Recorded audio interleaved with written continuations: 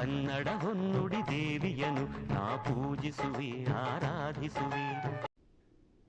ಆತ್ಮೀಯ ವಿದ್ಯಾರ್ಥಿಗಳೇ, ಮತ್ತೊಮ್ಮೆ ನಿಮಗೆ ಕನ್ನಡದ ತರಗತಿಗೆ ಸ್ವಾಗತವನ್ನು ಕೋರುತ್ತಾ ಇಂದಿನ ತರಗತಿಯನ್ನು ಪ್ರಾರಂಭ ಮಾಡೋಣ. ನಾವು ಈಗಾಗಲೇ ಮಾಡುತ್ತಿರುವಂತಹ ವಿಷಯ ನಿಮಗೆಲ್ಲರಿಗೂ ಕೂಡ ತಿಳಿದಿದೆ. ಅದು ಯಾವುದು ಅಂತ ಹೇಳಿದ್ರೆ ಅಲಂಕಾರದ ವಿಷಯಗಳು. ಅರ್ಥಾಲಂಕಾರದ ವಿಧಗಳ ಬಗ್ಗೆ ನಾವು ತಿಳಿತಾ ಇದ್ದೀವಿ ಮಕ್ಕಳೇ. ಅದರಲ್ಲಿ ಈಗಾಗಲೇ ನಾವು 4 ಅರ್ಥಾಲಂಕಾರದ ವಿಧಗಳನ್ನು ಇಲ್ಲಿವರೆಗೂ ನೋಡಿದ್ದಾಗಿದೆ.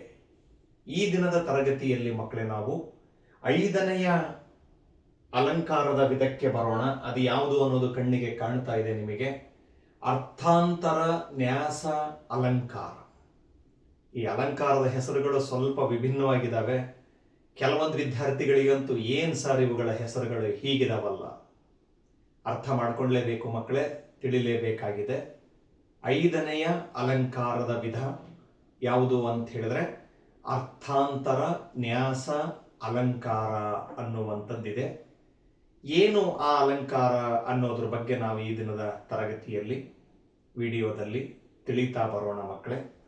ಮೊದಲು ನಿಮ್ಮ ಕಣ್ಣೆದುರಿಗಿಲ್ಲಿ ನಾನು ಅದರ ವ್ಯಾಖ್ಯಾನಗಳನ್ನು ಬರೆದಿದ್ದೀನಿ. ಆ ವ್ಯಾಖ್ಯಾನಗಳನ್ನು ನೋಡೋದಕ್ಕಿಂತ ಮುಂಚೆ ಮಕ್ಕಳೇ, ಮೊದಲು ನಾವು ಈ ಅಲಂಕಾರದ ಹೆಸರಿಗಿರುವಂತಹ ಪದಗಳ ಅರ್ಥಗಳನ್ನು ಒಂದು ಚೂರು ಗಮನಿಸೋಣ ಮಕ್ಕಳೇ. ಏನಿದೆ ನೋಡಿ ಅಲಂಕಾರದ ಹೆಸರು? ಅರ್ಥಾಂತರ ನ್ಯಾಸ ಅಲಂಕಾರ. ಅಲಂಕಾರವನ್ನು ಸೈಡಿಗಿಡೋಣ, ಪಕ್ಕಕ್ಕಿಡೋಣ. ಈ ಅರ್ಥಾಂತರ ನ್ಯಾಸ ಅನ್ನೋದು ಇಷ್ಟಿದೆಯಲ್ಲ, ಈ ಪದಕ್ಕೆ ಅರ್ಥ ಇದೆ ಮಕ್ಕಳೇ. ಫಸ್ಟ್ ನಾವು ಮೊದಲು ಅದನ್ನು ಗಮನಿಸೋಣ. ಬಹಳ ಸುಲಭವಾಗಿದೆ, ಏನು ಅನ್ನೋದನ್ನು ತಿಳಿರಿ. ಈ ಅರ್ಥಾಂತರ ಅನ್ನೋದರಲ್ಲಿ 2 ಪದ, ಒಂದು ಅರ್ಥ, ಇನ್ನೊಂದು ಅಂತರ. ಅರ್ಥ, ಅಂತರ, ಅರ್ಥಾಂತರ ಅನ್ನುವಂತಹ ಪದ ರಚನೆ ಆಗಿದೆ ಇದರೊಳಗಡೆಗೆ. ಇನ್ನು ಮುಂದಿರುವಂತಹ ಪದ ನ್ಯಾಸ. ಏನು? ನ್ಯಾಸ. ನಮ್ಮ ಕನ್ನಡದ ವ್ಯಾಕರಣದ ಈ ಒಂದು ಭಾಷೆಯಲ್ಲಿ ಅವುಗಳಿಗೆ ಕೊಟ್ಟಿರ್ತಕ್ಕಂತಹ ಅರ್ಥ ಏನು ಅಂತಂದ್ರೆ ಗಮನ ಕೊಡಿ. ಅರ್ಥ ಅಂದ್ರೆ ಅರ್ಥ, ಅದರಲ್ಲಿ ಬೇರೆ ಏನೂ ಇಲ್ಲ. ಅರ್ಥ ಅಂದ್ರೆ ಅರ್ಥ. ಅಂತರ ಅಂತ ಇದರೊಳಗಡೆಗಿದೆ. ಏನಿದೆ? ಅಂತರ. ನಾವು ಅದನ್ನು ಬಿಡಿಸ್ಕೋಬೇಕು. ಅರ್ಥ, ಅಂತರ, ಆಮೇಲೆ ಮುಂದಕ್ಕೆ ಏನು ಪದ? ನ್ಯಾಸ. ನ್ಯಾಸ ಅಂದ್ರೆ ಇಡು, ನೀಡು, ಕೊಡು ಅನ್ನುವಂತಹ ಅರ್ಥವನ್ನು ಪಡೆದುಕೊಳ್ಳುತ್ತೆ. ಮತ್ತೊಂದು ಬಾರಿ ಹೇಳ್ತೀನಿ. ನ್ಯಾಸ ಅಂದ್ರೆ ಇಲ್ಲಿ ನಮಗೆ ಅರ್ಥ ಕೊಡು, ಇಡು, ನೀಡು ಅನ್ನುವಂತಹ ಅರ್ಥವನ್ನ ಅದು ನಮಗೆ ನೀಡುತ್ತೆ. ಈಗ 3 ಪದಗಳ ಅರ್ಥವನ್ನ ಗಮನಿಸೋದಾದ್ರೆ, ಅರ್ಥವನ್ನು ಗಮನಿಸಿ. ಅರ್ಥವನ್ನು ಅಂತರದಿಂದ ತಂದು ಇಡುವ ಅಥವಾ ತಂದು ಇಟ್ಟು ನೋಡುವ ಅಲಂಕಾರವೇ ಯಾವುದಾಗಿದೆ ಅಂತ ಹೇಳಿದ್ರೆ ಅರ್ಥಾಂತರ ನ್ಯಾಸ ಅಲಂಕಾರ. ಅರ್ಥವನ್ನ ಅಂತರದಿಂದ ಇಡು, ಅರ್ಥಾಂತರ ನ್ಯಾಸ ಅಂದ್ರೆ ಏನು ಅನ್ನೋದ್ರ ಬಗ್ಗೆ ನಾನು ಇಲ್ಲಿ ವ್ಯಾಖ್ಯಾನಗಳಲ್ಲಿ ಆ ಪದಗಳು ಬರ್ತವೆ. ಅಲ್ಲೇ ನಿಮಗೆ ಇನ್ನೊಂದಿಷ್ಟು ಮನದಟ್ಟು ಮಾಡ್ತೀನಿ ಮಕ್ಕಳೇ. ನೋಡ್ಬಿಡಿ. ಮೊದಲನೆಯ ವ್ಯಾಖ್ಯಾನ ಏನಿದೆ? ಅರ್ಥಾಂತರ ನ್ಯಾಸ ಅಲಂಕಾರದ ವ್ಯಾಖ್ಯಾನ ನೋಡಿ. ಇಲ್ಲೇನಿದೆ? ಒಂದು ವಿಶೇಷ ವಾಕ್ಯವನ್ನು, ಈ ವಿಶೇಷ ವಾಕ್ಯವನ್ನು ಅನ್ನೋದಕ್ಕೆ ನಾವು ಇಲ್ಲಿ ಅದಕ್ಕೆ ಇನ್ನೊಂದು ಅರ್ಥವನ್ನ ಕೊಟ್ಟಿದ್ದೀವಿ. ಅದು ಏನು ಅಂತ ಹೇಳಿದ್ರೆ ಸಾಂದರ್ಭಿಕ ವಾಕ್ಯ. ಯಾವುದಕ್ಕೆ? ವಿಶೇಷ ವಾಕ್ಯಕ್ಕೆ ನಾವು ಇನ್ನೊಂದು ಹೇಳಿರ್ತಕ್ಕಂತಹ ಅರ್ಥ ಪದ ಏನು ಅಂತ ಹೇಳಿದ್ರೆ ಸಾಂದರ್ಭಿಕ ವಾಕ್ಯ. ಒಂದು ವಿಶೇಷ ವಾಕ್ಯವನ್ನು ಸಾಮಾನ್ಯ ವಾಕ್ಯದಿಂದ ಅಥವಾ ಸಾಮಾನ್ಯ ವಾಕ್ಯವನ್ನು, ಸಾಮಾನ್ಯ ವಾಕ್ಯ ಅಂದ್ರೆ ಅದಕ್ಕೂ ಕೂಡ ಇನ್ನೂ ಒಂದು ಅರ್ಥದ ಪದವನ್ನ ಕೊಟ್ಟಿದ್ದೀವಿ. ಅದು ಏನು ಅಂತ ಹೇಳಿದ್ರೆ ರೂಢಿಯಲ್ಲಿರುವ ವಾಕ್ಯ. ಯಾವುದು? ಸಾಮಾನ್ಯ ವಾಕ್ಯ. ನೆನಪಿಡಬೇಕು ಮಕ್ಕಳೇ, ಬಹಳ ಸುಲಭವಾಗಿದೆ, ಅಷ್ಟೇ ಸರಳವಾಗಿದೆ. ಗಮನ ಕೊಡಬೇಕು ನೀವೆಲ್ಲರೂ ಕೂಡ. ಒಂದು ವಿಶೇಷ ವಾಕ್ಯವನ್ನು ಸಾಮಾನ್ಯ ವಾಕ್ಯದಿಂದ, ಸಾಮಾನ್ಯ ವಾಕ್ಯವನ್ನು ವಿಶೇಷ ವಾಕ್ಯದಿಂದ, ಸಮರ್ಥನೆ ಮಾಡುವುದೇ ಯಾವುದಾಗಿದೆ ಅಂತ ಹೇಳಿದ್ರೆ ಅರ್ಥಾಂತರ ನ್ಯಾಸ ಅಲಂಕಾರವಾಗಿದೆ. ಒಂದು ಬಗೆಯ ವಾಕ್ಯದಿಂದ ಇನ್ನೊಂದು ಬಗೆಯ ವಾಕ್ಯವನ್ನ ಅರ್ಥಪಡಿಸ್ತಕ್ಕಂಥದ್ದು.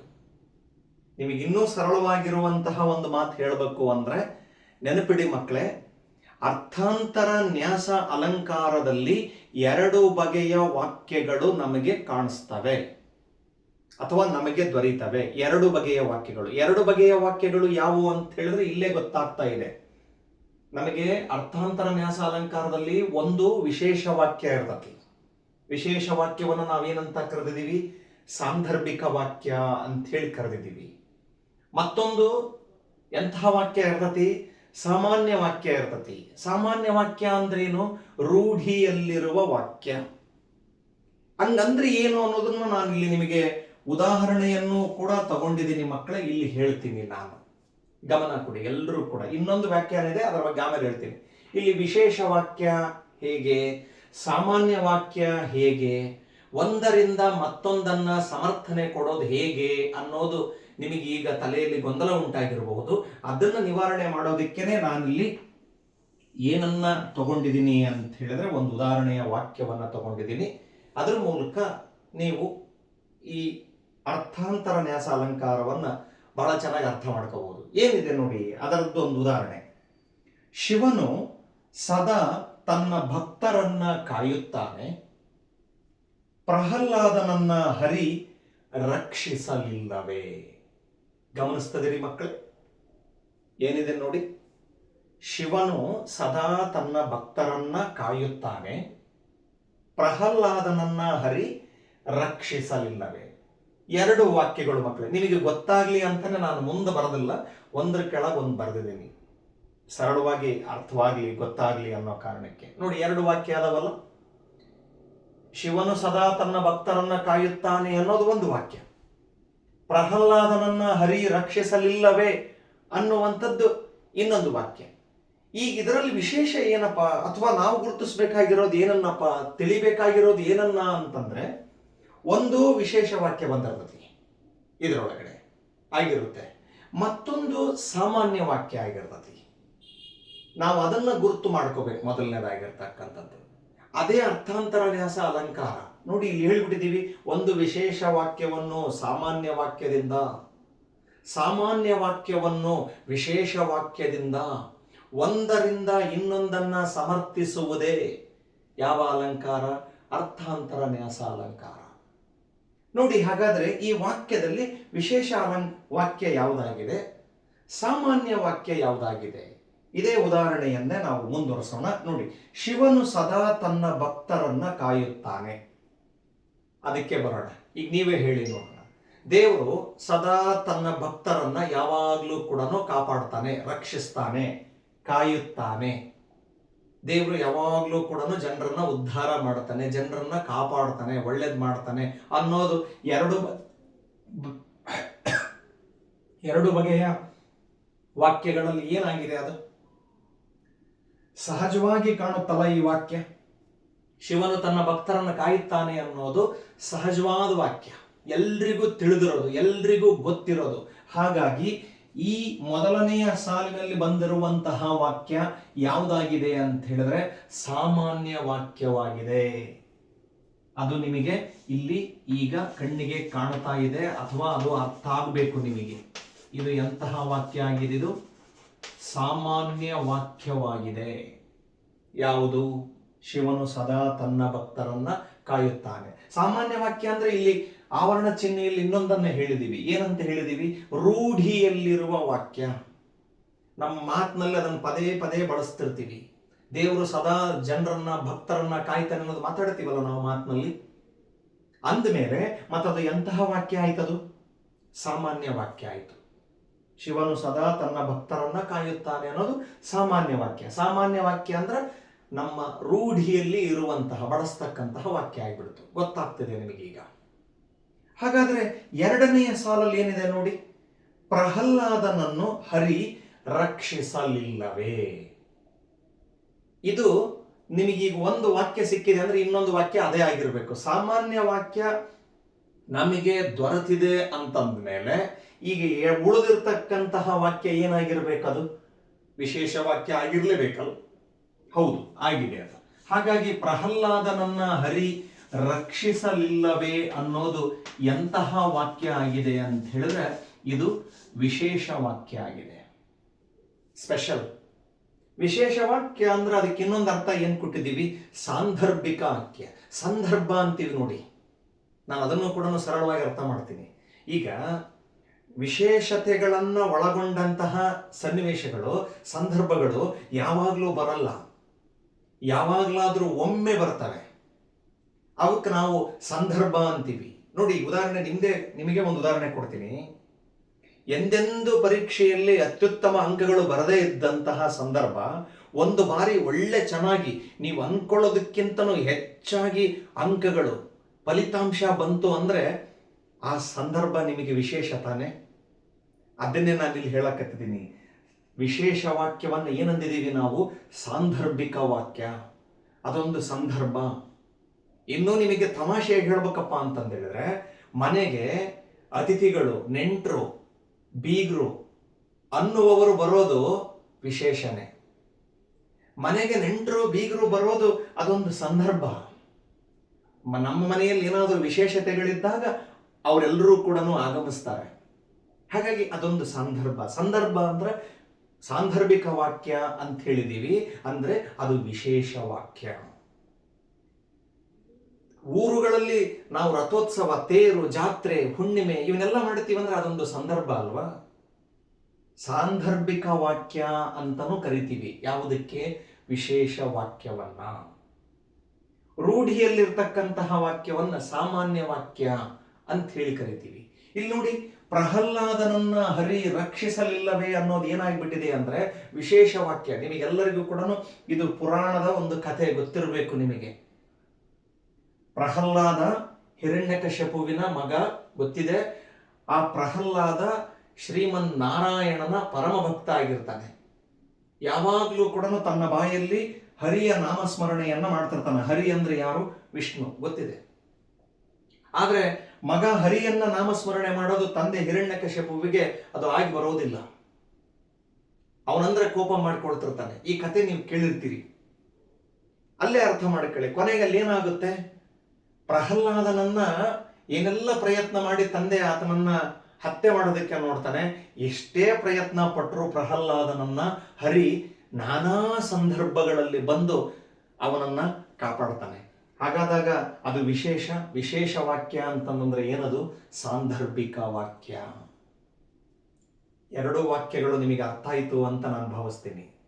ಒಂದೇನು ಸಾಮಾನ್ಯ ವಾಕ್ಯ, ಮತ್ತೊಂದೇನು ವಿಶೇಷ ವಾಕ್ಯ. ಇಲ್ಲಿ ಒಂದು ವಾಕ್ಯದಿಂದ ಇನ್ನೊಂದು ವಾಕ್ಯವನ್ನ ಸಮರ್ಥನೆಯಾಗಿ ನಾವು ನೀಡಿ ಹೇಳ್ತೀವಿ. ಒಂದು ವಾಕ್ಯನ ಅರ್ಥಪಡಿಸೋದಕ್ಕೆ ಇನ್ನೊಂದು ಅಂಥದ್ದೇ ವಾಕ್ಯವನ್ನ ಸಮರ್ಥನೆಯಾಗಿ ನೀಡಿ ಹೇಳುವ ಅಲಂಕಾರವೇ ಯಾವುದಾಗಿದೆ ಅಂತ ಹೇಳಿದ್ರೆ ಅರ್ಥಾಂತರ ನ್ಯಾಸ ಅಲಂಕಾರವಾಗಿದೆ. ಇಲ್ಲಿ ನೋಡಿ, ಅದನ್ನ ಹೇಳಿದೀವಿ. ಒಂದು ವಿಶೇಷ ವಾಕ್ಯವನ್ನು ಸಾಮಾನ್ಯ ವಾಕ್ಯದಿಂದ ಅಥವಾ ಸಾಮಾನ್ಯ ವಾಕ್ಯವನ್ನು ವಿಶೇಷ ವಾಕ್ಯದಿಂದ ಸಮರ್ಥನೆ ಮಾಡುವುದೇ ಯಾವ ಅಲಂಕಾರ? ಅರ್ಥಾಂತರ ನ್ಯಾಸ ಅಲಂಕಾರ. ಇಲ್ಲಿ ಬರ್ದಿದ್ದೀನಿ ನೋಡಿ, ಶಿವನು ಸದಾ ತನ್ನ ಭಕ್ತರನ್ನ ಕಾಯುತ್ತಾನೆ, ಸಾಮಾನ್ಯ ವಾಕ್ಯ. ಇದನ್ನು ಅರ್ಥಪಡಿಸೋದಕ್ಕೆ ನಾವು ಒಂದು ವಿಶೇಷ ವಾಕ್ಯವನ್ನ ಸಮರ್ಥನೆಯಾಗಿ ನೀಡಿರ್ತಕ್ಕಂಥದ್ದು. ಹಾಗಾಗಿ ಇದು ಅರ್ಥಾಂತರ ನ್ಯಾಸ ಅಲಂಕಾರ ಅಂತ ಹೇಳಿ ನಾವು ಕರಿತೀವಿ. ಅರ್ಥ ಆಗ್ತಾ ಇದೆ ನಿಮಗೆ ಅಂತ ಹೇಳಿ ನಾನು ಭಾವಿಸ್ತೀನಿ ಮಕ್ಕಳೇ. ಹಾಗಾಗಿ ಇಲ್ಲಿ ಇನ್ನೊಂದು ಅದರ ವ್ಯಾಖ್ಯಾನ ಇದೆ, ಅದಕ್ಕೂ ಕೂಡ ಬಂದ್ಬಿಡೋಣ. ನೋಡಿ, ಇಲ್ಲೇನಿದೆ? ಇಲ್ಲಿ ಒಂದು ವಿಷಯದ ಅರ್ಥವನ್ನ ಸ್ಪಷ್ಟಪಡಿಸಲು ಬೇರೊಂದು ಅರ್ಥವನ್ನ ತಂದು ಇಡಲಾಗುತ್ತದೆ. ಹೀಗೆ ಅರ್ಥವನ್ನು ಬೇರೊಂದು ಕಡೆಯಿಂದ ತಂದು ಇಡುವುದಕ್ಕೆ ಏನಂತ ಕರೆದಿದ್ದಾರೆ? ಅರ್ಥಾಂತರ ನ್ಯಾಸ ಅಲಂಕಾರ ಎನ್ನುವರು.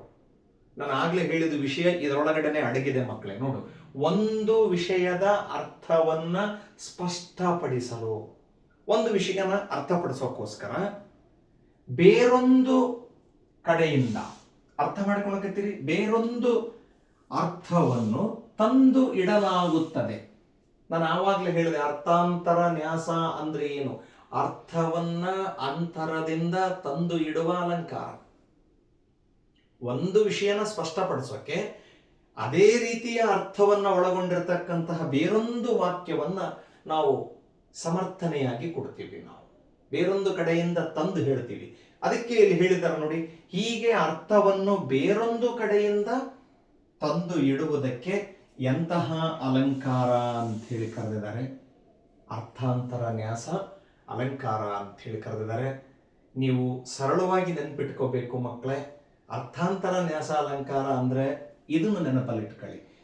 ಇದರೊಳಗಡೆಗೆ ಒಂದು ವಿಶೇಷ ವಾಕ್ಯ ಇರ್ತತಿ, ಇನ್ನೊಂದು ಸಾಮಾನ್ಯ ವಾಕ್ಯ ಇರ್ತತಿ. ವಿಶೇಷ ವಾಕ್ಯದಿಂದ ಸಾಮಾನ್ಯ ವಾಕ್ಯವನ್ನಾಗಿರಲಿ, ಸಾಮಾನ್ಯ ವಾಕ್ಯದಿಂದ ವಿಶೇಷ ವಾಕ್ಯವನ್ನಾಗಿರಲಿ ಸಮರ್ಥನೆಯಾಗಿ ನೀಡುವುದಕ್ಕೆ ನಾವೇನಂತ ಕರಿತೀವಿ? ಅರ್ಥಾಂತರ ನ್ಯಾಸ ಅಲಂಕಾರ ಅಂತ ಹೇಳಿ ಕರಿತಾ ಹೋಗ್ತೀವಿ. ಈಗ ಮಕ್ಕಳೇ, ನಾವು ಈ ಉದಾಹರಣೆಯನ್ನೇ ತೆಗೆದುಕೊಂಡು ಆ ಅಲಂಕಾರವನ್ನ ಹೇಗೆ ಬಿಡಿಸೋದು ಅನ್ನೋದನ್ನ ನಾವು ನೋಡ್ತಾ ಹೋಗೋಣ. ಈಗ ನೋಡಿ ಮಕ್ಕಳೇ, ಅರ್ಥಾಂತರ ನ್ಯಾಸ ಅಲಂಕಾರದ ಉದಾಹರಣೆಯನ್ನ ಹೇಗೆ ಬಿಡಿಸೋದು ಅನ್ನೋದನ್ನ ಇಲ್ಲಿ ತೋರಿಸಿಕೊಟ್ಟಿದ್ದೀನಿ. ಮೊದಲನೆಯ ಉದಾಹರಣೆಯನ್ನ ಗಮನಿಸೋಣ. ಆಗ್ಲೇ ಹೇಳಿದ್ದನ್ನೇ ನಾನು ಬರೆದಿದ್ದೀನಿ. ಶಿವನು ಸದಾ ತನ್ನ ಭಕ್ತರನ್ನ ಕಾಯುತ್ತಾನೆ, ಪ್ರಹ್ಲಾದನನ್ನ ಹರಿ ರಕ್ಷಿಸಲಿಲ್ಲವೇ. ಈ ಎರಡು ವಾಕ್ಯಗಳಲ್ಲಿ ಒಂದು ಸಾಮಾನ್ಯ ವಾಕ್ಯ ಇದೆ, ಮತ್ತೊಂದು ವಿಶೇಷ ವಾಕ್ಯ ಇದೆ. ಒಂದ್ಸಲ ಗಮನಿಸಿಬಿಡಿ. ಶಿವನು ಸದಾ ತನ್ನ ಭಕ್ತರನ್ನ ಕಾಯುತ್ತಾನೆ ಅನ್ನೋದು ಎಂತಹ ವಾಕ್ಯ ಆಗಿದೆ ಅಂತ ಹೇಳಿದ್ರೆ ಅದು ಸಾಮಾನ್ಯ ವಾಕ್ಯವಾಗಿದೆ. ಸಾಮಾನ್ಯ ವಾಕ್ಯ ಅಂತ ಹೇಳಿದ್ರೆ ರೂಢಿಯಲ್ಲಿರ್ತಕ್ಕಂತಹ ವಾಕ್ಯ. ಗೊತ್ತಿದೆ, ದೇವರು ನಮ್ಮನ್ನು ಕಾಪಾಡ್ತಾನೆ ಅನ್ನೋದು ಯಾವಾಗಲೂ ಗೊತ್ತಿರುವಂಥದ್ದು. ಹಾಗಾಗಿ ಅದು ರೂಢಿಯಲ್ಲಿರುವ ವಾಕ್ಯ. ರೂಢಿಯಲ್ಲಿರುವ ವಾಕ್ಯಕ್ಕೆ ಏನಂದಿದ್ದೀವಿ ನಾವು? ಸಾಮಾನ್ಯ ವಾಕ್ಯ. ನಾವು ಇದನ್ನ ಗುರ್ತಿಟ್ಕೊಳ್ಳೋದು ಬಹಳ ಮುಖ್ಯ ಮೊದಲು. ಇನ್ನ ಪ್ರಹ್ಲಾದನನ್ನ ಹರಿ ರಕ್ಷಿಸಲಿಲ್ಲವೇ ಅನ್ನೋದು ಎಂತಹ ವಾಕ್ಯವಾಗಿಬಿಟ್ಟಿದೆ ಅಂತ ಹೇಳಿದ್ರೆ ಅದು ವಿಶೇಷ ವಾಕ್ಯವಾಗಿದೆ. ವಿಶೇಷ ವಾಕ್ಯ ಎನಿಸಿದೆ. ವಿಶೇಷ ವಾಕ್ಯ ಅಂದ್ರೆ ಅದು ಸಾಂದರ್ಭಿಕ ವಾಕ್ಯ. ಅರ್ಥ ಮಾಡ್ಕೊಳ್ಳಿ ಮಕ್ಕಳೇ, ಒಂದು ವಾಕ್ಯದಿಂದ ಮತ್ತೊಂದನ್ನ, ಒಂದರಿಂದ ಮತ್ತೊಂದನ್ನ ಸಮರ್ಥನೆಯಾಗಿ ನೀಡುವುದೇ ಯಾವ ಅಲಂಕಾರ? ಅರ್ಥಾಂತರ ನ್ಯಾಸ ಅಲಂಕಾರ. ಸಾಬೀತುಪಡಿಸೋದು, ಒಂದರಿಂದ ಇನ್ನೊಂದನ್ನ ಉದಾಹರಣೆ ಕೊಡೋದ್ರ ಮೂಲಕ ಇದೇ ಅಲಂಕಾರ ಅಂತ ಹೇಳೋ ಅಂಥದ್ದು ಇಲ್ಲಿ ನೋಡಿ. ಇದರ ಲಕ್ಷಣವನ್ನ ಮೊದಲು ನಾವು ಬರೀಬೇಕು. ಏನಂತ ಬರೆದಿದ್ದೀವಿ ಅದನ್ನೇ ಬರೆದಿದ್ದೀವಿ. ವ್ಯಾಖ್ಯಾನದಲ್ಲಿರೋ ಅಂಶಗಳನ್ನು ಆಧರಿಸಿ ಬರೆಯುವಂತ ಪ್ರಯತ್ನ ಮಾಡಿರೋದು. ಒಂದು ವಿಶೇಷ ವಾಕ್ಯವನ್ನು ಸಾಮಾನ್ಯ ವಾಕ್ಯದಿಂದ ಅಥವಾ ಸಾಮಾನ್ಯ ವಾಕ್ಯವನ್ನು ವಿಶೇಷ ವಾಕ್ಯದಿಂದ ಸಮರ್ಥನೆ ಮಾಡುವುದೇ ಇದರ ಲಕ್ಷಣ ಅಥವಾ ಇದರ ಲಕ್ಷಣವಾಗಿದೆ ಅಥವಾ ಅರ್ಥಾಂತರ ನ್ಯಾಸ ಅಲಂಕಾರವಾಗಿದೆ. ಸಾಮಾನ್ಯ ವಾಕ್ಯದಿಂದ ವಿಶೇಷ ವಾಕ್ಯವನ್ನ, ವಿಶೇಷ ವಾಕ್ಯದಿಂದ ಸಾಮಾನ್ಯ ವಾಕ್ಯವನ್ನ ಸಮರ್ಥನೆ ಮಾಡೋದೇ ಅರ್ಥಾಂತರ ನ್ಯಾಸ ಅಲಂಕಾರ. ಹಾಗಾಗಿ ಆ ಸಾಲುಗಳನ್ನು ಬಳಸಿ ನಾವು ಲಕ್ಷಣವನ್ನ ಬರೆದಿದ್ದೀವಿ. ಮುಂದಿಂದ ಹೇಳೋದಕ್ಕಿಂತ ಮುಂಚೆ ಮಕ್ಕಳೇ ನೆನ್ಪಿಟ್ಕೊಳ್ರಿ, ನಿಮಗೊಂದು ಪ್ರಶ್ನೆ ಬರಬಹುದು. ಸರ್, ಈಗ ಇಲ್ಲಿ ತೋರಿಸಿದಿರಲ್ಲ, ಮೊದಲಿಗೆ ಸಾಮಾನ್ಯ ವಾಕ್ಯ ಬಂದಿದೆ ಸರ್, ಆಮೇಲೆ ವಿಶೇಷ ವಾಕ್ಯ ಬಂದಿದೆ. ಪ್ರತಿ ಅರ್ಥಾಂತರ ನ್ಯಾಸ ಅಲಂಕಾರದಲ್ಲೂ ಕೂಡ ಹೀಗೆ ಬರುತ್ತಾ ಅಂದ್ರೆ ಮೊದಲಿಗೆ ಸಾಮಾನ್ಯ ವಾಕ್ಯ ಬರ್ತತಿ, ನಂತರದಲ್ಲಿ ವಿಶೇಷ ವಾಕ್ಯ ಬರುತ್ತಾ ಅಂತ ನಿಮ್ಮ ತಲೆಯಲ್ಲಿ ಪ್ರಶ್ನೆ ಬರಬಹುದು. ಅದಕ್ಕೆ ಉತ್ತರ ಹೇಳ್ತೀನಿ ಮಕ್ಕಳೇ, ಹೇಗ್ ಬೇಕಾದರೂ ಬರ್ಬೋದು. ಮೊದಲೇ ಸಾಮಾನ್ಯ ವಾಕ್ಯ ಬರಬೇಕು, ಆಮೇಲೆನೇ ವಿಶೇಷ ವಾಕ್ಯ ಬರಬೇಕು ಅಂತೇನೂ ಇಲ್ಲ. ಅದಕ್ಕೆ ವ್ಯಾಖ್ಯಾನದಲ್ಲೇ ಸ್ಪಷ್ಟವಾಗಿ ಬರೆಸಿದ್ದೀನಿ ನಾನು. ಸಾಮಾನ್ಯ ವಾಕ್ಯದಿಂದ ವಿಶೇಷ ವಾಕ್ಯವನ್ನು ಅಥವಾ ವಿಶೇಷ ವಾಕ್ಯದಿಂದ ಸಾಮಾನ್ಯ ವಾಕ್ಯವನ್ನು ಹೇಗೆ ಬೇಕಾದರೂ ಬರ್ಬೋದು. ಮೊದಲಿಗೆ ವಿಶೇಷ ವಾಕ್ಯ ಬರ್ಬೋದು, ಆಮೇಲೆ ಸಾಮಾನ್ಯ ವಾಕ್ಯ ಬರ್ಬೋದು. ಇದು ನಿಮಗೆ ಗೊತ್ತಿರಬೇಕು.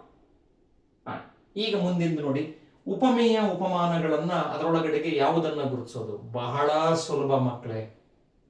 ಮೊದಲು ಯಾವ ವಾಕ್ಯ ಬಂದಿರ್ತತೋ ಮೊದಲನೇ ವಾಕ್ಯವನ್ನ ಮೊದಲನೇ ಅಂಶಕ್ಕೆ ಪರಿಗಣಿಸಿಬಿಡ್ಬೇಕು. ಈಗ ನೋಡಿ, ಶಿವನು ಸದಾ ತನ್ನ ಭಕ್ತರನ್ನ ಕಾಯುತ್ತಾನೆ, ಮೊದಲನೇ ವಾಕ್ಯ, ಅದನ್ನ ಮೊದಲನೇ ಅಂಶಕ್ಕೆ ನಾವು ಪರಿಗಣಿಸ್ತಕ್ಕಂಥದ್ದು ಅಂದ್ರೆ ಉಪಮೇಯವನ್ನಾಗಿ ಬರೆದಿರ್ತಕ್ಕಂಥದ್ದು. ಶಿವನು ಸದಾ ತನ್ನ ಭಕ್ತರನ್ನ ಕಾಯುತ್ತಾನೆ, ಉಪಮೇಯ ಅದೇ. ಇನ್ನು ಗೊತ್ತಾಗಿದೆ. ಉಳಿದಿರೋ ಎರಡನೆಯ ವಾಕ್ಯವನ್ನ ಎರಡನೆಯ ಅಂಶಕ್ಕೆ ನಾವು ತೆಗೆದುಕೊಳ್ಬೇಕು. ಉಪಮಾನಕ್ಕೆ ಯಾವುದು? ಪ್ರಹ್ಲಾದನನ್ನ ಹರಿ ರಕ್ಷಿಸಲಿಲ್ಲವೇ.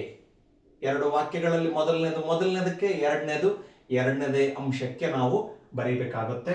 ಇನ್ನ ಮೂರನೇದಾಗಿ ಅಲಂಕಾರದ ಹೆಸರನ್ನ ಅರ್ಥೈಸಿರೋದು ಮಕ್ಕಳೇ ಗೊತ್ತಿದೆ. ಯಾವ ಅಲಂಕಾರ? ಸಾಮಾನ್ಯ ವಾಕ್ಯ, ವಿಶೇಷ ವಾಕ್ಯ ಹೀಗೆ ಬಂದಿದ್ದಾವೆ, ಅವನ್ನ ನಾವು ಗುರುತಿಸಿದೀವಿ, ಲಕ್ಷಣ ಬರದ್ದಾಯ್ತು ಅಂದಮೇಲೆ ಅಲಂಕಾರ ಗೊತ್ತಾಗ್ಬಿಟ್ಟಿರ್ತತಿ ನಮಗೆ. ಯಾವುದಿದು? ಅರ್ಥಾಂತರ ನ್ಯಾಸ ಅಲಂಕಾರ ಅನ್ನೋದನ್ನ ಬರೆದ್ವಿ. ಇನ್ನು ಕೊನೆಯದಾಗಿ ಈ ಸಮನ್ವಯದ ಹೇಳಿಕೆಯನ್ನ ಹೇಗೆ ಬರೆಯೋದು? ಬಹಳ ಸುಲಭ ಮಕ್ಕಳೇ. ನೋಡಿ ಏನಿದೆ, ಉಪಮೇಯ ಉಪಮಾನವನ್ನು ನೆನಪಲ್ಲಿಟ್ಕೊಂಡು ಬರೆಯುವಂಥದ್ದು ಮಾಡಬೇಕು. ಇಲ್ಲಿ ಉಪಮೇಯವಾದ ಶಿವನು ಸದಾ ತನ್ನ ಭಕ್ತರನ್ನ ಕಾಯುತ್ತಾನೆ ಎಂಬ ಸಾಮಾನ್ಯ ವಾಕ್ಯವನ್ನು, ನಾನಿಲ್ಲಿ ವಾಕ್ಯ ಅನ್ನೋದನ್ನ ಬಿಟ್ಟೋಗಿದೆ ಮಕ್ಕಳೇ, ಸೇರಿಸ್ತಾ ಇದ್ದೀನಿ, ಅರ್ಥ ಮಾಡಿಕೊಳ್ಳಕತ್ತೀರಲ್ಲ. ಶಿವನು ಸದಾ ತನ್ನ ಭಕ್ತರನ್ನ ಕಾಯುತ್ತಾನೆ ಎಂಬ ಸಾಮಾನ್ಯ ವಾಕ್ಯವನ್ನು ಉಪಮಾನವಾದ ಪ್ರಹ್ಲಾದನನ್ನ ಹರಿ ರಕ್ಷಿಸಲಿಲ್ಲವೇ ಎಂಬ ವಿಶೇಷ ವಾಕ್ಯದಿಂದ ಸಮರ್ಥಿಸಲಾಗಿದೆ. ಆದ್ದರಿಂದ ಇದು ಯಾವ ಅಲಂಕಾರವಾಗಿದೆ ಅಂತ ಹೇಳಿದ್ರೆ ಅರ್ಥಾಂತರ ನ್ಯಾಸ ಅಲಂಕಾರವಾಗಿದೆ ಅಂತ ಹೇಳಿ ಬರೆದು ಬಿಟ್ರೆ ಆಯ್ತು ಮಕ್ಕಳೇ. ಅರ್ಥ ಮಾಡ್ಕೊಂಡಿದ್ದೀರಲ್ಲ? ಇಲ್ಲಿ ಉಪಮೇಯವಾದ ಶಿವನು ಸದಾ ತನ್ನ ಭಕ್ತರನ್ನ ಕಾಯುತ್ತಾನೆ ಬರೆದಿದ್ದೀನಿ. ಅದು ಎಂಥ ವಾಕ್ಯ? ಅದು ಸಾಮಾನ್ಯ ವಾಕ್ಯ. ಎಂಬ ಸಾಮಾನ್ಯ ವಾಕ್ಯವನ್ನು ಉಪಮಾನವಾದ ಪ್ರಹ್ಲಾದನನ್ನ ಹರಿ ರಕ್ಷಿಸಲಿಲ್ಲವೇ ಎಂಬ ವಿಶೇಷ ವಾಕ್ಯದಿಂದ, ಸಾಮಾನ್ಯ ವಾಕ್ಯವನ್ನ ಇಲ್ಲಿ ವಿಶೇಷ ವಾಕ್ಯದಿಂದ ಸಮರ್ಥನೆಯನ್ನ ಮಾಡಿರ್ತಕ್ಕಂಥದ್ದು. ಹಾಗಾಗಿ ಇದು ಯಾವ ಅಲಂಕಾರವಾಗಿದೆ ಅಂತ ಹೇಳಿದ್ರೆ ಅರ್ಥಾಂತರ ನ್ಯಾಸ ಅಲಂಕಾರವಾಗಿದೆ. ಆಮೇಲೆ ನೀವಿಲ್ಲಿ ಈ ಒಂದು ವಿಷಯನ ತಿಳಿಬಹುದು. ಉಪಮೇಯ ಉಪಮಾನಗಳನ್ನ ಗುರುತಿಸಿದಿರಿ ಅಂತ ಹೇಳಿದ್ರೆ ನೀವೀಗ ಅಷ್ಟೊತ್ತಿಗೆ ಇದರೊಳಗಡೆಗೆ ಸಾಮಾನ್ಯ ವಾಕ್ಯ ಯಾವುದು, ವಿಶೇಷ ವಾಕ್ಯ ಯಾವುದು ಅನ್ನೋದು ಮನದಟ್ಟಾಗ್ಬಿಟ್ಟಿರ್ತತಿ. ನೀವು ಬೇಕಾದ್ರೆ ಈ ಉಪಮೇಯ ಉಪಮಾನಗಳನ್ನ ಬರೆದಿರ್ತೀರಲ್ಲ, ಇದರ ಮುಂದುಗಡೆಗೆ ಅದನ್ನ ನೀವು ಹೆಸರಿಸಬಹುದು. ಶಿವನು ಸದಾ ತನ್ನ ಭಕ್ತರನ್ನ ಕಾಯುತ್ತಾನೆ ಅನ್ನೋದು ಎಂತಹ ವಾಕ್ಯ ಆಗಿದೆ? ಇದು ಸಾಮಾನ್ಯ ವಾಕ್ಯ ಆಗಿದೆ. ಅದನ್ನ ಬೇಕಾದ್ರೆ ಆವರಣ ಚಿಹ್ನೆಯಲ್ಲಿ ಬರೀಬಹುದು, ಬ್ರಾಕೆಟ್ ಹಾಕಿ ನೀವು ಬರೀಬಹುದು. ಇನ್ನು ಪ್ರಹ್ಲಾದನನ್ನ ಹರಿ ರಕ್ಷಿಸಲಿಲ್ಲವೇ, ಇದು ವಿಶೇಷತೆಯಿಂದ ಕೂಡಿರ್ತಕ್ಕಂತಹ ವಾಕ್ಯ. ಹಾಗಾಗಿ ಇದು ಏನು ವಾಕ್ಯ? ಇದು ಎಂತಹ ವಾಕ್ಯ? ಇದು ವಿಶೇಷ ವಾಕ್ಯ ಅನ್ನೋದನ್ನ ನೀವು ಬರಿಬಹುದು, ಮೆನ್ಷನ್ ಮಾಡಬಹುದು. ಯಾಕೆ ಸರ್ ಅಂತ ನೀವು ಪ್ರಶ್ನೆ ಕೇಳೋದಾದ್ರೆ, ನಿಮ್ಮ ಪರೀಕ್ಷೆಯಲ್ಲಿ ಏನಾದ್ರೂ ಈ ಥರದ ಅರ್ಥಾಂತರ ನ್ಯಾಸ ಅಲಂಕಾರ ಇದು ಬಹಳ ವಿಭಿನ್ನ, ಇದು ಕೇಳೋದು ಬಹಳ ಕಡಿಮೆ, ಕೇಳಿದಾನೆ ಕೂಡ. ಕೇಳಿದಾಗ ನೀವೆಲ್ಲವನ್ನ ಬಿಡಿಸೋದ್ರ ಜೊತೆಗೆ ಬರೆಯೋದ್ರ ಜೊತೆಗೆ ನಮಗೆ ಗೊತ್ತಿದೆ ಅರ್ಥಾಂತರ ನ್ಯಾಸ ಅಲಂಕಾರ ಅಂದ್ರೆ ಅದರೊಳಗಡೆಗೆ ಒಂದು ಸಾಮಾನ್ಯ ವಾಕ್ಯ ಇರ್ತತಿ, ಇನ್ನೊಂದು ವಿಶೇಷ ವಾಕ್ಯ ಇರ್ತತಿ. ಒಂದರಿಂದ ಇನ್ನೊಂದನ್ನ ಸಮರ್ಥನೆ ಮಾಡಿ ಹೇಳುವ ಅಲಂಕಾರ ಇದಾಗಿದೆ ಅನ್ನೋದನ್ನ ಬಹಳ ಸರಿಯಾಗಿ ನೀವು ಅರ್ಥ ಮಾಡ್ಕೊಂಡಿದ್ದೀರಿ ಅಂದ್ರೆ ಅದನ್ನ ಬರಿಬೇಕಾದ್ರೆ ಈ ರೀತಿಯಾಗಿ ಮುಂದೆ ಬರೆದ್ರೆ ನಿಮ್ಮ ಉತ್ತರ ಪತ್ರಿಕೆಯನ್ನ ಮೌಲ್ಯಮಾಪನ ಮಾಡುವ ಮೌಲ್ಯಮಾಪಕರು ನಿಮ್ಮ ಬಗ್ಗೆ ತುಂಬಾ ಚೆನ್ನಾಗಿ ಮನೋಧೋರಣೆಯನ್ನ ತಾಳ್ತಾರೆ. ಈ ಮಗು ತುಂಬಾ ಚೆನ್ನಾಗಿ ತಿಳಿದಿದೆ, ಅರ್ಥಾಂತರ ನ್ಯಾಸ ಅಲಂಕಾರವನ್ನ ಬಿಡಿಸಿದ್ರೂ ಕೂಡ ಯಾವುದು ಸಾಮಾನ್ಯ ವಾಕ್ಯ ಆಗಿದೆ, ಯಾವುದು ವಿಶೇಷ ವಾಕ್ಯ ಆಗಿದೆ ಅನ್ನೋದನ್ನು ಕೂಡ ಬರೆದಿದೆ. ಈ ಮಗು ತುಂಬಾ ಬುದ್ಧಿವಂತ ಮಗು ಇರಬೇಕು, ಜಾಣ ವಿದ್ಯಾರ್ಥಿ ಇರಬೇಕು ಅನ್ನೋದು ಅವರಿಗೆ ಮನದಟ್ಟಾಗುತ್ತೆ. ನಿಮಗೆ ಪರಿಪೂರ್ಣವಾದ ಅಂಕಗಳನ್ನು ಅವರು ಕೊಡೋದಕ್ಕೆ ಮುಂದಾಗ್ತಾರೆ. ಕೊನೆಗೆ ಪರೀಕ್ಷೆಯಲ್ಲಿ ನೀವು ಕೂಡ ಸಫಲರಾಗ್ತೀರಿ. ಹಾಗಾಗಿ ನಾವು ಯಾವುದೇ ವಿಷಯವನ್ನ ಅರ್ಧಂಬರ್ಧ ತಿಳಿಯೋದಕ್ಕಿಂತನೂ ಪೂರ್ಣವಾಗಿ ತಿಳಿಯೋದು ತುಂಬಾ ಒಳ್ಳೆಯದಲ್ವಾ ಮಕ್ಕಳೇ? ಅದಕ್ಕೆ ಹೇಳ್ತೀನಿ, ನಿಮಗೆ ವಾಕ್ಯ ನೋಡ್ತಿದ್ದಂಗೆನೆ ಸಾಮಾನ್ಯ ವಾಕ್ಯ ಯಾವುದು, ವಿಶೇಷ ವಾಕ್ಯ ಯಾವುದು ಅನ್ನೋದನ್ನ ಈ ಅಲಂಕಾರದಲ್ಲಿ ಮೊದಲು ಪತ್ತೆ ಹಚ್ಚಬೇಕು, ಗುರುತು ಮಾಡಬೇಕು. ಪತ್ತೆ ಹಚ್ಚಿದಿರಿ ಅಂದಮೇಲೆ ಅದನ್ನ ಹಾಗೆ ಬರಿಬೇಡ್ರಿ. ಉಪಮೇಯ ಉಪಮಾನದಲ್ಲಿ ಬರೆಯೋದನ್ನು ಹೇಳಿದ್ದಾದ್ಮೇಲೆ ಬರೆದ ಮೇಲೆ ಅದರ ಮುಂದುಗಡೆಗೆ ಬರೀರಿ. ಇದರಿಂದ ತಪ್ಪೇನು ಇಲ್ಲಲ್ಲ, ಒಳ್ಳೆಯದೇ ಇದೆ, ಒಳಿತೇ ಇದೆ. ಬರೆಯೋದು ತುಂಬಾ ಉತ್ತಮ ಅನ್ನೋ ಮಾತನ್ನ ಹೇಳ್ತಾ, ನಿಮಗೆ ಈ ಅರ್ಥಾಂತರ ನ್ಯಾಸ ಅಲಂಕಾರ ಸರಳವಾಗಿ ಅರ್ಥವಾಗಿದೆ, ಅರ್ಥ ಮಾಡಿಸುವ ಪ್ರಯತ್ನವನ್ನು ನಾನು ಮಾಡಿದ್ದೀನಿ ಅನ್ನೋದನ್ನ ಭಾವಿಸ್ತೀನಿ ಮಕ್ಕಳೇ. ಇಷ್ಟನ್ನ ಹೇಳ್ತಾ ಇಂದಿನ ಈ ತರಗತಿಯನ್ನ ಇಲ್ಲಿಗೆ ಮುಗಿಸ್ತಾ ಇದ್ದೀನಿ. ಮುಂದಿನ ತರಗತಿಯಲ್ಲಿ ಮಕ್ಕಳೇ ವಿಡಿಯೋದಲ್ಲಿ ಇದೇ ಅರ್ಥಾಂತರ ನ್ಯಾಸ ಅಲಂಕಾರಕ್ಕೆ ಇನ್ನೊಂದೆರಡು ಉದಾಹರಣೆಗಳನ್ನು ನಾನು ನಿಮಗೆ ಹೇಳೋದಕ್ಕೆ ಬಯಸ್ತೀನಿ. ಯಾರೆಲ್ಲ ನನ್ನ ಈ GMV ಕನ್ನಡ ಚಾನಲನ್ನು ವೀಕ್ಷಣೆ ಮಾಡ್ತಿದ್ರಿ ಅವರೆಲ್ಲರೂ ಕೂಡ ದಯಮಾಡಿ ಸಬ್ಸ್ಕ್ರೈಬ್ ಮಾಡಿ ನೋಡಿ ಅಂತ ನಾನು ಕೇಳ್ತೀನಿ. ಇಷ್ಟವಾದಲ್ಲಿ ಲೈಕ್ ಮಾಡಿ, ನಿಮ್ಮ ಅನಿಸಿಕೆಗಳನ್ನು ಕಮೆಂಟ್ಸ್ಗಳ ಮೂಲಕ ತಿಳಿಸಿ ಅನ್ನೋದನ್ನು ಹೇಳ್ತಾ, ನನ್ನ ಕಳಕಳಿಯ ಕೊನೆಯ ವಿನಂತಿ ಏನು ಅಂತ ಹೇಳಿದ್ರೆ 9-10 ಓದುವಂತಹ ವಿದ್ಯಾರ್ಥಿಗಳಿಗೆ, ಯಾರೇ ಆಗಿರಬಹುದು, ಅದು ಸ್ಪರ್ಧಾತ್ಮಕ ಪರೀಕ್ಷೆಗೂ ಕೂಡ ಇವು ಬರ್ತವೆ, ಅವರು ಕೂಡ ಇದರ ಉಪಯೋಗ ಪಡ್ಕೋಬಹುದು.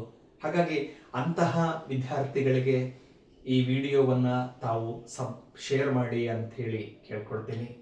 ಇಷ್ಟನ್ನು ಹೇಳ್ತಾ ಮುಂದಿನ ವಿಡಿಯೋದಲ್ಲಿ ಮತ್ತೆ ನಾನು ನಿಮ್ಮನ್ನು ಭೇಟಿ ಮಾಡ್ತೀನಿ. ಅಲ್ಲಿವರೆಗೂ ತಮ್ಮೆಲ್ಲರಿಗೂ ಧನ್ಯವಾದಗಳು.